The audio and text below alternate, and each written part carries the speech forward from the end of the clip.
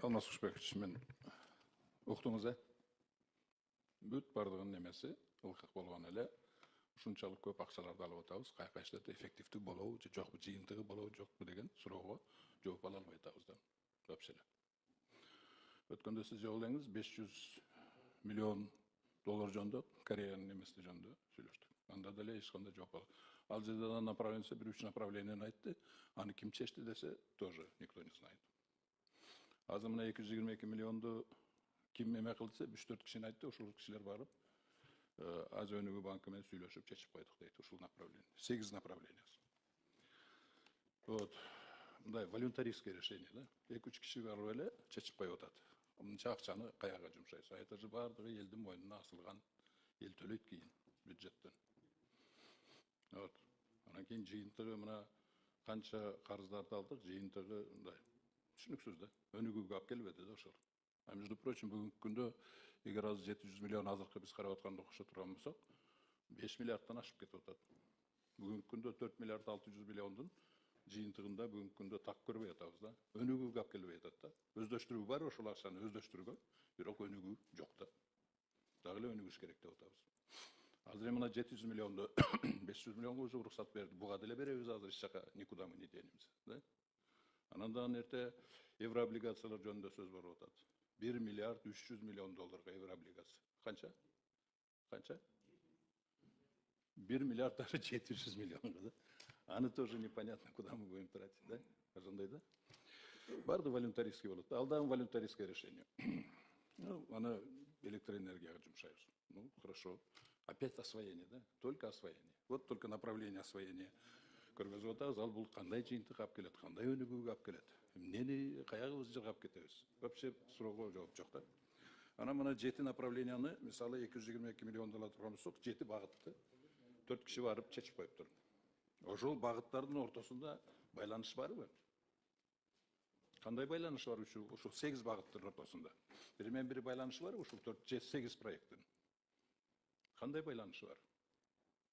Саламатсыз урматтуу депутаттар, мен айтып өтсөм, 4 киши барып эле чечип койгон жери жок мунун биринчиден. Бул башынан баштап ушу финанс институту менен биз тыгыз барыш иштейбиз. Бул Минэконом, Минфин, анан координационный совет бар, инвестиционный координационный совет ошол жерден защита болот. Ошондон кийин гана ушу финанс институттар менен жумуш жүргүзүп, ушу тиешелүү органдар өзүнүн программасы менен, финанс институтту менен санашып, анан гана бизге келет да. Ошондон кийин анан бир жыйынтыкка барып, ошол соглашениеге барабыз. Кечеги сиз айтып кеткен 500 миллион фондду боюнча Кореянын бул өзүнүн талаптары бар. Анткени алдын ала бул фонд алдын ала проекттерди кабыл албайт. Биринчиден бул рамочный соглашение алып келет, анан отбор болот. Ошол отборго биз болсо канчада бир топ проекттерди сунуштаганбыз. Вот алар болсо ошонун өзүнүн бир тобу бар, эксперттердин, алар ошол жерден электен өткөзүп, анан бизге макулдук берет, анан биз иштеп баштайбыз да. Анан бул фонддун да бир жакшыбы же жаман жери көбүнчө жакшы деп койсок болот. Бир проект ишке ашмайынча экинчи проект ачпайт да. То есть бул өзүнчө кете турган мындай шарт менен процесстер да. Жок, ошол Анан 4 киши эмес, бул баары бири-бири менен байланышылган. Бул биздин өзүбүздүн программа, өнүктүү программабыз бар мамлекеттин. Ошо жараша баары ошонун ичинде. Алмас Құшбекович, мына өзүңүз эле айттыңыз, 500 миллион доллар жөнүндө. Алар өздөрү шартын коет. Могу жака жумшайбыз. Эми ушул багытта силер бизге проект бергиле деп. Туура? Мен туура түшүнбөсүз да? Биз сунуштайбыз, алар отбор кылат. Жок. Алар именно багыт боюнча проекттерди бергиле. Именно багытына алар тактап атат да. Ушул багытта бизге проект бергиле деп. Биз сунуштайбыз проекттерди, алар отбор кылышат да. Жок, кайсы багытта? Тараптуу багыттарды беребиз. Система образования, здравоохранения, реальный сектор проекттерин беребиз. Ошону алар карап, өзүлөр аныктап, анан эмесин берет. Ал берген проектиңиздер мындай бири менен бири байланышы барбы? Бири менен бири байланышы бар. Мындайча айтканда, ооба, мен да бир сурак ал өнүгүүгө алып келеби ошол проекттер бар? Же жөн эле освоение кылып атабыз акчаларды? Биз в рамках стратегии развития страны дегенбиз, программабыз негизинде. Программа сырткары эч кандай өзүнчө самодеятельность жок. Жок, мына сиз, видимо, 20-40 айтып атасыз да, туура? 20-26 деген бар, 20-40 деген бар. Ошону бир мындай программа деп коесуңар, ал жөн эле дорожный карта да. Могу жакта, буяка деген. 20-40тын эмесини бүгүнкү күнгө чейин ал 20-40ты аябай жакшы мен изучать эткем да. Бири менен бири вообще байланышы жок. Ошол жерде ичинде каралган эмелер. Отрасльдер бири менен бири вообще байланышы жок. А как вы составляете, как будет развиваться? Эгер отрасльдар бири-бири менен байланышы жок болсо. Бул жөн эле освоение отдельных объектов да болуп атат. Ошондуктан мен жооп ала албадым да, мына 8 направленияда ичидеги азыр немелерде. Могу Азия өнүгүү банкыдагы жана багыттарын ошолор берип атабы, ушул багыттарда беребиз акчаны деп. Кантип Мен ушуну кайта мына азыр атам да, биз өзүбүз иштеп чыгабыз.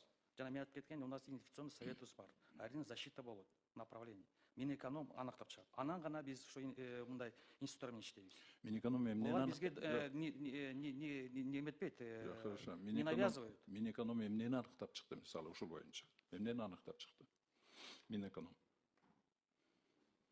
Ушул направление 8 багыт Экономика боюнча. министринин орун басары жооп берип койсоңуз. Эмнени багыт эме аныктап чыкты?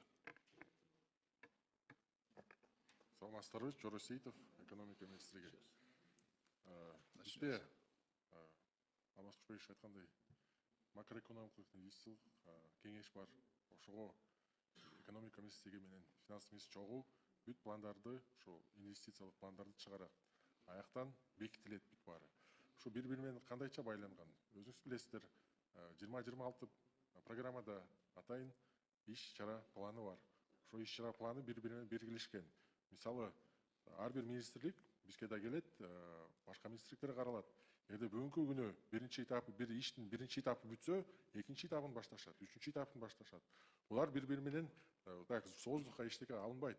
Все идет по плану, все идет по порядку делается. Бул мындай волюнтаризм деген подход жок. Чисто практический подход менен биз иштерди аткарабыз. Урматтуу коллегалар, сиздер бирдекен түшүндүңүздөрбү? Мен эч нерсекен түшүнгөн жок. Менин суроома жооп бердим. Түшүндүңүздөрбү бирдекен? Я лично вообще ничего не понял. Я не спорю, Минэконом бар, Минфин бар, Национальный банк бар, Совет бар, инвестиционный дагы бир балекеттер бар, целая структура государственная бар. А результат кана? Бири менен бири байланыштуу мындай мероприятия аткарат да. Мисалы, могу жерде ала турган болсок, мына суу менен устойчивый климат и бедствия 40 миллион. Проект расширения доступа к доступному энергетическому жилью 65 миллион. Экөөнүн байланыштырып бергилечи ушул жерде отуруп. Мына Минэконом. Кандай байланышы бар экөөнүн ортосунда? Эки багыт деле алалы. 3-4 багытты алсаңыз башыңар айланат. Эки эле багытты алалы, мындай связын айтып бергилечи, байланышын. Кандай байланышта ушул акчалар пайдаланат? Деди Алмаз Темирбекович, суу департаментинин сизге тиешелүү туурабы? Бул жерде мындай да, урматтуу депутаттар, урматтуу чакырылгандар. Асан мырза, бул жерде мындай да, бул жерде ар бир багыттар боюнча министрлик ведомстволор отурат. Бул жерде Алмаз Темирбекович сизге тиешелүү туурабы? Бул жерде 37 миллион болсо, мына чек ара мамлекетинин кызматына тиешелүү отурат. Бул жерде бир башкармалык отурат. Орун басарлар каякта бул маселе боюнча? Тийиштүү орун басарлар. Ким жооп берет бул маселе боюнча? Азыр суроо берсе. Эки багыт боюнча мына азыр Султанбай Абдырашев суроо берип атат. Анда Алмаз Темирбекович сиз айтып берсеңиз мына боюнча. Бул жерде Алмаз Кушбековичтин иши эмес бул. Он не обязан это. Бул Минэкономдун иши. Султан Абдырашев, биякта мен Алмаз Кушбековичти айткан жокмун мен. Бул жерде мына Алмаз Темирбекович отурат. Жанагы суу департаменти боюнча сиз азыр суроо бердиңиз. Антен жанагы ар бир багыт менен кеткенде министрлик ведомствонун бир жетекчилеринин орун басарлары анан жерде башкармалыктар отурат, ошолор жооп берип койсун. Хорошо. Хорошо, берсиндер. Уруксат берсеңиз, бизде ирригация боюнча биякта проекттер бүткөндө 40 миллионго 30,5 миң гектар жерге дыйкандарга сууну жеткизип беребиз. Бүгүнкү күнү абдан дефицит болуп атат да, абдан чоң. Ошондо 3 областта объекттер бар, 4 областта объекттер бар. Ошондо бизде жана связь деп атпайбыз, бизде гидромет менен бизде мисал байланышыбыз бар. Гидрометте жанагы гидропостторду оңдолсо, бизде жана прогноз бергенге, анан кийин ушу дыйкандарга прогноз менен биз сууну бере алабыз да. Биякта бизде байланыш бар, түзгө-түз. А биздин каналдар боюнча биякта абдан талкууланып кеткен, бүгүнкү күнү чоң көйгөй болуп аткан, жараткан каналдарды биз киргизгенбиз биякта. Абдан маанилүү объекттерди. Эме Алмаз, вот сөз жок, силерде определенный эмеңер бар, освоение этих денег. Мен айтып атам, ошол освоениеңер бир мен бир отрасль, экинчи отрасль менен мындай бир кандайдыр байланышта болуш керек да, система болуш керек да. Мына реформа с учетом климатических условий дейсиз. Муну менен кандай байланышы бар? Жок да суроого жооп жок, билбейсиңер кандай байланышы бар экенин. Вообще эле билбейсиңер. И не можете знать. И не потому, что вы такие глупые или что-нибудь в этом духе. Потому что системы нет. Мен ошого азыр дагын кайрылайын, пока пландоо системасын өтмөйүнчө, эч качан мен берген суроолорго жоопту бере албайсыңар. Прогноз да кыла албайсыңар, контроль да кыла албайсыңар. Ол акчалар кантип өздөштүрүлүп атат, аны да кыла албайсыңар. Кайсы акча качан каяка барыш экенин да билбейсиңер, жасай албайсыңар. Ошондуктан мен айтып атам, мына азыр 500 миллион эме келип атат экен, корейцтердин акчасы. 222 миллион бул акча келип атат. Жанагы еврооблигация менен 1 миллиард 700 миллион келип атат. Фактически 2,5 миллиардка жакын акча келип атат. Ошону колдонуп туруп бир 5 жылдык план түзөлү. Вот мен азыр Алмаз Кушбешевичке, как члену Кабмина, ушул сунушту айтып атам. Я обращаюсь не к вам, а в вашем лице кабинет министров, как обращаюсь этип атам. Вот. План түзөлү, мен жардам берейин деп атам. Давайте план түзөлү, 5 жылга. Түзөлүп план. Рахмат. Азыр анан, азыр мен президентке да кайрылып атам, официально, расмий кайрылып атам. Вот. Садыр Нуркочевич, мен сизге дагы кайрылып атам, 5 жылга түзөлү. Сиз эки жактан акчаларды барып сүйлөшүп таап келип атасыз. Кореяга бардыңыз, сүйлөштүңүз. Кытайга барып атасыз, эки жактан бүт бар жактан келип атат акча. Но бирок ал акча кантип өздөштүрүлүп атат? Вообще ал өндүрүшкө кетип атабы же жөн эле өздөштүрүп бизнес кылып атабы бирөөлөр? Ошол айтып атам, сиз контролду жоготуп коесуз. Чоң акча, 2,5 миллиард акчанын өзүңүз таап келген акчанын контролун жоготосуз. Ошону жоготпош үчүн, ошолор мындай эффективдүү пайдаланыш үчүн, натыйжалуу результат менен пайдаланыш үчүн, анан кийин бардыгына ошол аткарып аткан адамдарды правильно подбор кылыш үчүн пландоого өтүш керек. Мен Садыр Нуркочевич сизге дагы бир жолу расмий кайрылып атам. Мен жардам берейин. 5 жылдык план түзөлү, анан ошол 5 жылдыкка 2,5 миллиардты иштетели. Анан ал жөн эле мындай биягынан кирип нарага чыгып кетпейт эгер планда болсо. Ошонун 2,5 миллиардын жок дегенде 2 миллиарды айланып, Кыргызстан ичинде айланып калат. Бир айланганда 2 миллиард доллардык иш бүтөт, 2 айланганда 4 миллиарддык иш бүтөт, 3 айланганда 6 миллиарддык иш бүтөт. Понимаете? Азыр болсо муну жөн эле освоение кылсак, 2,5 миллиард биягдан кирет да нарага чыгып кетет. Ортодо бирөөлөр эле бизнес кылып чөнтөгүнү толтурат. Освоение болот да, бир объект курулат андай мындай, бирок өнүгүү болбойт. Мен ошого дагы бир официально кайрылам. Мына президентке жакын адамдар отурат бу жерде. Силер Кабмин отурасыңар. Азыр барды прямой эфирде барды көрүп атат. Давайте план түзөлү. Дагы бир жолу сунуштайм. Рахмат. Саламатсыздарбы, кайрымдуу кыргыз элим менин. 7 жаштагы кызым Акнай 2024-жылдын март айынан баштап жаман ооруга сөйлөнүп ооруп келет. Кыргызстандан жакшы боло албай, Түркия өлкөсүнө келип, сөзүн суранын ичинде кызыма пересадка көзүнө мозга кылышыбыз керек экен. Ага $100,000 керек экен. Бизде андай сумма жок болот. Байланыштуу сиздердин жардам. Мына бүгүнкү күнү буга чейин дагы канча деген акчалар келип атат, кредиттер, гранттар каяка кетип атат? Келет ошол эле каналга, ошол эле электр энергияга же бөлөк жакка дейт. Ошону менен баягы сууну кумга куйгандай жок болот да. Андан көрөкчө Кыргызстанга ушулча чоң акча келип аткандан кийин бир завод же бир фабрика курбайбызбы?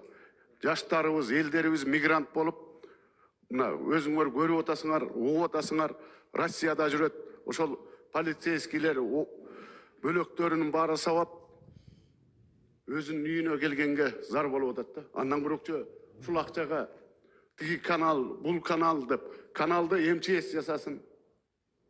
Үйлөрдү ошол баягы райондо ар бир айыл өкмөттө каякта болсо административный баягы зданияларын өздөрү ремонт кылсын, бюджеттен берилсин акча. Эмнеге келген кредит, грант элдин мойнуна илинген, бала чакабыздын, неберелерибиздин мойнуна илинген кредиттер каяктагы бир жок жерлерге кетет да. Андан көрөкчө мына канчадан бери баягы көтөрүп жүрөм, элдерибиз жазында кышы менен сүт өткөзөт, кышында сүт аз болгондо сүттү кымбатыраак, жайында сүт көп болгондо сүттү ошол жеке менчик бүгүнкү күнү сыр заводдор бар. Ошол кээ бирөөлөр эле өздөрү курганы болбосо, калгандарынын баары Союз убагында калган сыр заводду алып бүгүнкү күнү элдерибизди кыйлатып, көчөгө чыгарып, сүтүн арзан кылып алар эмне? Бала чакасына кийим-кечек, ата-энесине чай, туз, нан алып берели деп, жайы кышы үшүп, тоңуп, жайында ысып, жайлоодо жүрүп, эптеп өткөргөн эмесин бир жеке менчик компаниялардын чөнтөгүн ойлоп, ошол жеке менчиктер байырсын деп. Андан көрөкчө мамлекет өздөрү ошол сыр заводун, бөлөк заводдорду куруп, кайра өндүрүүчү бир завод фабрикаларды курганга ойлобойсуңарбы? Каяктагы бир канал, анан тигил бул деп. Каналды буга чейин биздин ата-бабалар жасап келген канал ал. Этмен, күрөк менен эле. Бүгүн ошончо 222 миллионду дагы арга жака чачып атабыз да. Эми мына буга чейинки кабинет министринин төрагасы Кыргыз индустрия деп ачты. 2 миллиард акчаны жок кылдыңар. Туризм деп ачтыңар. Туристтерге шарт түзөбүз, жолдо туалеттерди курабыз, зыңкыйган кафейняларды курабыз дедиңер. 2 туалет курган жоксуңар. 2 миллиард жок. 2 туалет курган жоксуңар. Же Ошко баратканда, же көлгө баратканда бир 2 туалет курган жоксуңар да. Ошону менен 2 миллиард жок болду. Мына Кыргыз индустрия биз 1 сентябрда келгенде 2024-жылы. Мына урматтуу депутаттар, сиздер да отурасыздар. Барыңыздар. Комитет өттүк. 750 миллион сом бергиле деп келгенде мен каршы чыккам. Билесиздер. Алып келгиле. 1 миллиард 250 миллиондун расшифровкасын эмне алдыңар, эмне кылдыңар? Алып келгилечи десем, ушу жерде сиздер дагы кичине таарынбаңыздар, маған каршы чыгып колдоп бергенсиздер. Мына бүгүнкү күнү 2 тыйын таппай отурат. Камакка отурду тиги киши. Кабинет министринин төрагасы ачып койгон, ал киши кетти отставкага. Кайда ал акча? Жок. Ошондой эле мына эмне деген акчалар ошол келип атат, кетип атат. Мамлекетибизди, урматтуу президентибиз мамлекетибизди оңдоп, түздөп, өнүккөн мамлекеттердин катарына кошобуз дейбиз. Кол астындагы министрликтер, ошол агентстволор бүгүнкү күнү туура эмес иштерди кылып атат да. Эми мына канча деген азыр эле Айбек Алтынбекович айткандай 722 миллион доллар дагы биздин бала чакабыздын мойнуна илинип атат да. Жок, буга чейинки 500 миллион, бүгүнкү 222 миллион. Анан элдер айтат, алып атасыңар, карыз көбөйүп атат деп. Карызды алып атабыз, бирок эффективдүү бир иш кылбай элебиз да. Тиги канал, бул электр энергияга, тигиген муган электр энергияңды канча жакшы кыл, кышында өчүрөт. Ошон үчүн Талайбек Айтмаматович, баягы келип аткан кредит грантты колдоо эле келатабыз, бирок бир мындай мамлекетибизге жараткан бир жакшы, мына Надира Азимовна айткандай, бир Советтер Союзунан калган больницалар, Советтер Союзунан калган ошол эле анализ чыгарганга алда жеке менчик. Акчаны бөлөк бирөөнө берип атабыз. Ошолорду ойлоп бир Кыргызстанга ошол анализдерди бүт томография эмне деген эмелер дүйнө жүзүндө бар, ошолорду алып келип койбойбузбу? Турцияга барып көрүнөбүз, Кореяга барып көрүнөбүз деп эле элдин баары акчаларын кетирип атат. Андан көрөкчө өзүбүздүн мамлекетте ошолор жаңы курулуштар болуп, жаңы эмелер ишке кирсе, өзүбүздүн элибиз кубанып мондай иштерди кылды деп биздин салымыбыз бар. Силердин ошол президентибиз аракет кылып атат деп кубанат да. Анан эми урматтуу коллегалар, бул эми колдойбуз, бирок мына ким чечкенин, эмне кылганын өзүңөр билбейсиңер да. Кеңешип мондай иштерди кылалы деп ошол министрлер, агентствонун жетекчилери айтыш керек да, мондай завод куралы, же больница куралы, же фабрика куралы деп бир ошондо бир завод, фабрикаларды куруп койсо, жаңылануу деген ошондо болот да. Эми рахмат.